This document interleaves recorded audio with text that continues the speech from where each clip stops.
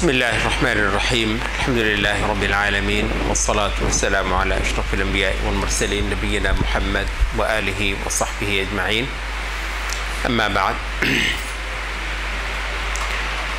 حدیث قدسی ہے. نبی صلی اللہ علیہ وسلم فرماتے ہیں کہ اللہ تعالیٰ نے فرمایا ہے کہ وَمَا تَقَرَّبَ إِلَيَّ عَبْدِي بِشَيْءٍ أَحَبَّ إِلَيَّ مِمَّا افْتَرَضْتُهُ عَلَيْهِ. میرا بندہ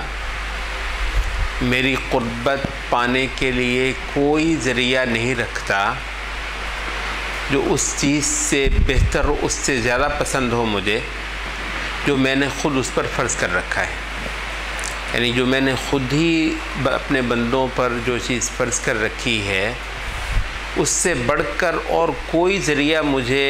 محبوب نہیں ہے کہ جس کو اپنا کر لوگ میرا تقرب حاصل کر لیں.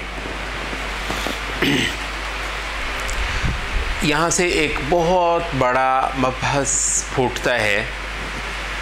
اور وہ ہے کہ اللہ تعالیٰ کا تقرب پانا اس کے مقرر کردہ راستوں سے. اس حدیث کے اندر جو لفظ ہیں وہ فرض کرنے کے ہیں. ایک سینس میں فرائض اور مستحبات کا فرق جو ہے وہ بھی اہم ہے اور اس کو بھی ہم اس حدیث کے تحت کرتے ہیں کہ سب سے پہلے تو فرائض ہیں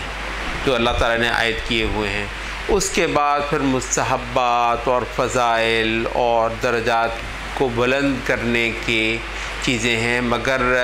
فرائض سب سے اہم اور سب سے قوی ذریعہ ہیں اللہ تعالیٰ کی رضا کو پانے کا. تو لیکن یہ ہے کہ وہ مبحث تھوڑا سا ہٹ کر ہے، ہم اس کی طرف نہیں جا رہے. فی الحال ہم ایک وسیع تر تناظر میں بات کر رہے ہیں اور وہ ہے کہ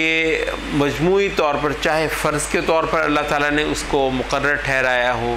چاہے نفل اور مستحب کے درجے کے اندر اللہ تعالیٰ نے اس کو فرض کے ٹھہرایا ہو، مگر اللہ تعالیٰ کا تقرب انہی چیزوں کے ذریعے سے پایا جاتا ہے جن چیزوں کو اللہ تعالیٰ نے خود اپنے بندوں کے لیے مقرر فرمایا ہے. یعنی یہ بندے نہیں ہیں جو اللہ کے لیے تجویز کریں گے کچھ چلے یوں کر لیتے ہیں،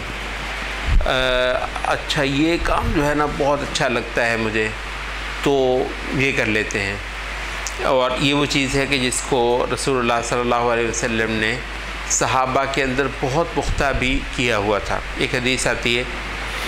کہ ایک صحابی جو ہے، ظاہر ہے صحابہ بھی مختلف مزاج کے تھے، تو ایک صحابی کہیں سے گزر رہے تھے، انہوں نے دیکھا کہ بہت اچھا سبزہ ہے اور بڑی اچھی کوئی ندی ہے، وہاں پر پانی بھی بڑا اچھا ہے اور خوب اچھا سما ہے. اس کا جی چاہا کہ میں ایسا کرتا ہوں چھوڑ چھڑا کے یہ شہروں کی زندگی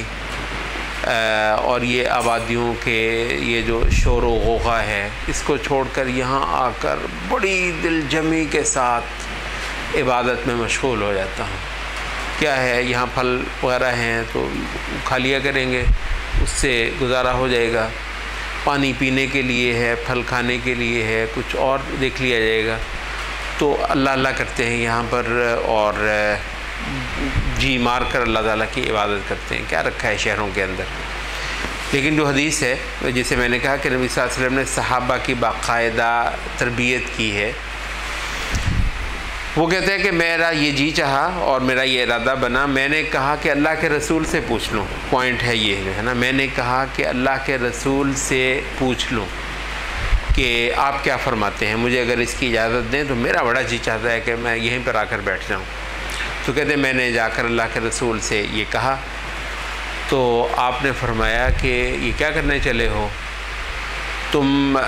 یہ جان رکھو کہ تمہارا جہاد کی صف کے اندر کھڑے ہونا اکیلے خدا کی عبادت کرنے سے 70 سال اللہ کی عبادت کرنے سے یا 60 سال اللہ کی عبادت کرنے سے زیادہ بہتر ہے. وہاں پر بیٹھ کر کیا زبردست آدمی کھو جائے گا اللہ تعالیٰ کی بندگی میں اور عبادت کے اندر اور ذکر کے اندر، اور اللہ کی یاد ہے، بس اس کو جنت ہی جنت نظر آ رہی ہے، دوزخ سے وہ پناہ ہی اللہ تعالیٰ کی مانگتا چلا جا رہا ہے. مگر یہ ہے کہ یہ ہنگاموں کی زندگی، یہ شہروں کی زندگی، اس کے اندر رہنا، جماعت کے اندر رہنا، اس مسلمان معاشرے کے اندر رہنا، بھائیوں کے ساتھ، پڑوسیوں کے ساتھ، رشتہ داروں کے ساتھ، اور پھر سب سے بڑھ کر جہاد کے اندر شرکت کرنا. تو فرمایا کہ جہاد کی صف میں تمہارا ایک بار کھڑے ہونا لمقام احدکم فی الصف، جہاد کے صف میں تمہارا کھڑا ہونا ایک بار جو ہے وہ 60 سال کی عبادت گزاری سے کہیں زیادہ بہتر ہے. تو یہاں پر اب کیا ہوا ہے کہ ہم نے اللہ تعالیٰ کے تقرب کے لیے ان راستوں کو ہی چننا ہے جن کو شریعت نے ہمارے لیے مقرر ٹھہرایا ہے. اس وجہ سے ابن قیم کہتے ہیں کہ اس بارے میں یہ جو اہل قلوب ہوتے ہیں، یہ قلوب کو صاف کرنا، اللہ تعالیٰ کی عبادت کے لیے باقاعدہ ہموار کرنا، تیار کرنا، بہت محنت کرتے ہیں اہل قلوب.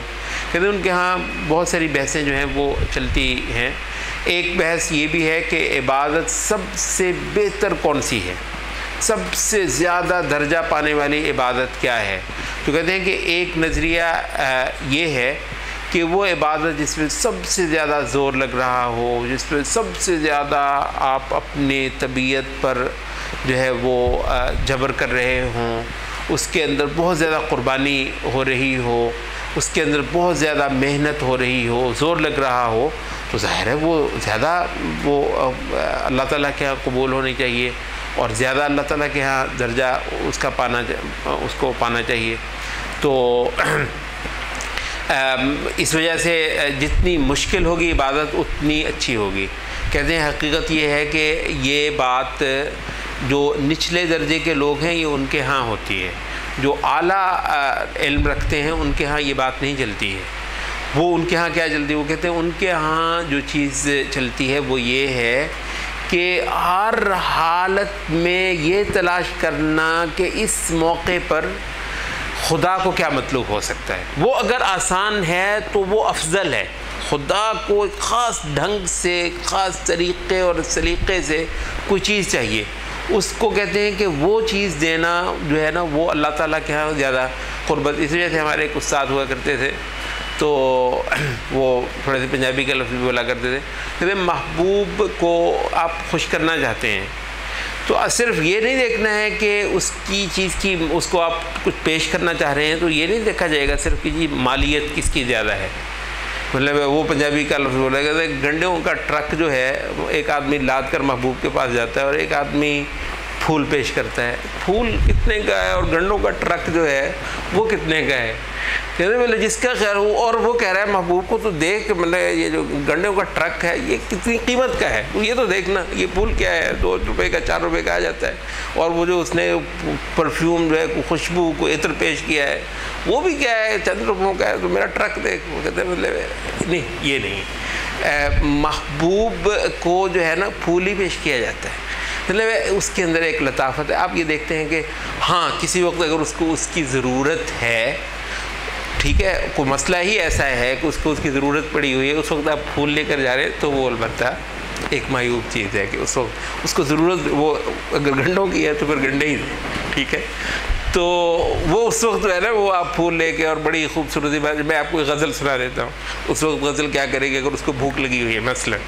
تو غزل تو اس وقت کام نہیں دے گی. اس وقت تو اس کو لے جائیے کسی ریسٹورنٹ پہ اور کھانا کھلائیے. تو کیا ہے وہ کہتے ہیں کہ یہ چیز جو ہے سلیقے سے بھی آپ کو جو ہے وہ سمجھ آتی ہے کہ جس کو آپ خوش کرنا چاہتے ہیں آپ دیکھیے کہ اس کو پسند کیا ہے. بھئی اگر کسی وجہ سے ایک سستی چیز ایک موقع پر اس کو پسند ہے، مطلوب ہے، تو اس کو وہی پیش کر دیجیے، وہی اچھی ہے. تو یہ بہت ممکن ہے کہ آپ کا بہت زور نہیں لگ رہا، بہت جفاکشی محنتیں عبادتوں کے اندر نہیں ہو رہی ہیں، لیکن اجر میں آپ زیادہ ہوں، اجر میں آپ زیادہ ہوں. وہ کیا کہتے ہیں؟ وہ جو ایک جسے مدرسہ سلفیہ جسے کہتے ہیں اس کا بہت مرکزی جو مضمون ہے وہ ہے کہ وحی کا اتباع کے اندر آخری درجے کا زور لگا دینا، پوری جاننے کی کوشش کرنا کہ خدا کا مطلوب جاننے کا طریقہ واحد یہ ہے کہ وحی کے اندر بہت گہرا اترا جائے، وحی کے اندر جو ہے اتنا عمق حاصل کیا جائے، وحی کے رمزیں، وحی کے اشارے تک جو ہیں اس طریقے سے کیے جائیں، تو کہتے ہیں جتنا زیادہ، یہاں پر ہماری بات جو ہے ختم ہوتی ہے، کہتے ہیں کہ مطلب عبادت جو ہے وہ ڈھیر لگانے کا نام نہیں ہے، عبادت بہت محنتیں ریاضتیں کرنے کا نام نہیں ہے، قرآن مجید میں بہت غور کرنا اور اس سے وہ مزاج شناسی پا لینا، شریعت کی مزاج شناسی حاصل کر لینا، اور خدا کی طلب کو جو ہے بہت اعلیٰ درجے پر جان لینا اور سمجھ لینا، اور پھر رسولوں کی اتباع کو بھی بہت اعلیٰ درجے پر جو ہے وہ سمجھنا اور پڑھنا، جس کے لیے آپ صحابہ کے ساتھ بہت زیادہ شعوری وقت گزارتے ہیں۔ آپ باقاعدہ دیکھتے ہیں کہ صحابہ نے رسول اللہ صلی اللہ علیہ وسلم کی اتباع کس طریقے سے جو کی ہے، تو اتنا زیادہ جب آپ پڑھتے ہیں تو اس سے آپ میں شریعت کی ایک مزاج شناسی ڈیولپ ہوتی ہے، رسول اللہ صلی اللہ علیہ وسلم کے ساتھ ایک ایسی قربت ہوتی ہے کہ آپ ان کے اشارے تک جو ہے وہ سمجھنے شروع، اور اسی کے مطابق آپ کی عبادت میں ایک رنگت ہے، کہ سب سے بڑھ کر یہ ہے۔ تو اللہ تعالیٰ کو کوئی ڈھیر نہیں لگوانے، لازماً ضروری نہیں ہے کہ آپ کو اللہ تعالیٰ کسی مشکل میں ڈالے اور کوئی بہت ہی محنت کی آپ سے عبادت کروائے، بلکہ یہ بھی ہو سکتا ہے کہ بہت ہلکی پھلکی بھی ایک چیز ہو تو وہ اللہ تعالیٰ کے ہاں زیادہ اجر پائے۔ اب یہ جو سلوک ہے، آپ یہ دیکھیے کہ سنت کے اعمال بہت تھوڑے ہیں، آپ نے نوٹ کیا کبھی؟ یہ جی وظیفے، جی مولوی صاحب مجھے بتائیے، پتہ نہیں کہاں سے وہ اتنے لاکھ بار اور اتنے پتہ نہیں کروڑ بار اور یوں کر کے پڑھو۔ آپ کو معلوم ہے یہ جو سنت کے اندر جو کچھ اعمال آتے ہیں، کم از کم میں نے جتنا بھی دیکھا ہے 100 سے بڑھ کر کہیں نہیں آتا۔ حد یہ ہے کہ کوئی چیز 100 بار کر لو، حد یہ ہے کوئی چیز جو ہے نا 10 بار کر لو، بہت چیزیں یہ ہیں 10 بار کر لو، یہ 33 بار کر لو، یہ چند ایک بار کر لو، بہت زیادہ جناب لگا ہوا ہے 3 گھنٹے 4 گھنٹے کا وظیفہ، کہیں نہیں آتا ہے، مطلب میں نے سنت پڑھی نہیں آتا ہے، ہلکا پھلکا، اس کے اندر طبیعت کا حشاش بشاش ہے بھئی۔ بات یہ ہے کہ البتہ واجبات کا وہ تنوع سنت میں بہت ملتا ہے، بیوی کے حقوق، بچوں کے حقوق، پڑوسیوں کے، رشتہ داروں کے، معاشرے کے، اللہ تعالیٰ کے دین کی اقامت کے، ادھر بھی لگا ہوا ہے، جہاد کرنا ہے ابھی، تو مطلب جس امت نے جہاد کرنا ہے ویسے وہ کیا خیال ہے 6 گھنٹے کا وظیفہ کر سکتی ہے روزانہ؟ نہیں کر سکتی ہے۔ تو ابھی اس نے بیوی بچوں کو بھی پالنا ہے، اور صحابہ بہت سارے مطلب شادیاں بھی کئی کی ہوئی تھی، کئی گھر بسائے ہوئے ہیں، تو اتنی شادیاں زیادہ کریں گے اتنی آپ کی ذمہ داریاں زیادہ ہیں، تو اتنی مصروف قوم جو ہے تو اسی کے اندر جنت ان کو زیادہ کھری ملتی ہے، جنت ان کو زیادہ اعلیٰ ملتی ہے۔ تو یہ جو بات ہے وہ یہ ہے کہ وحی کا تتبع دراصل عبادت کی جان ہے۔ یہ وحی اور صاحب وحی کی رمز شناسی اور مزاج شناسی جو ہے، جو کہ بہت زیادہ شریعت کو پڑھنے سمجھنے اور صحابہ کے ساتھ شعوری وقت گزارنے سے آتا ہے، یہ جو ہے نا اصل میں اللہ تعالیٰ کے تقرب کا اصل راز ہے۔